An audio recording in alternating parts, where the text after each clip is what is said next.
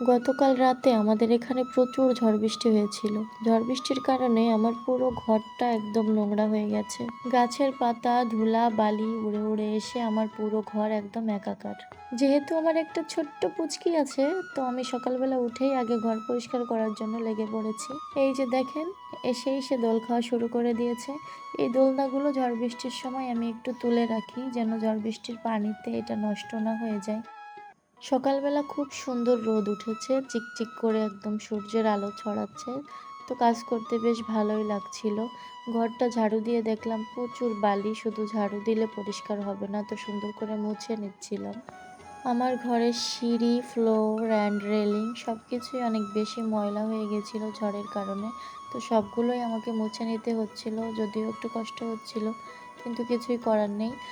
কিছুক্ষণের ঝড় আমার কাজ অনেকটাই বাড়ায় দিয়ে গেছে। এই তো গল্প করতে করতে আমার কাজ প্রায় শেষের পথে। আমি সিঁড়িটাও সুন্দর করে ঝাড়ু দিয়ে নিলাম। যেহেতু একটু ঠান্ডা ঠান্ডা ওয়েদার ছিল, তো সকালবেলা রান্না করেছিলাম খিচুড়ি।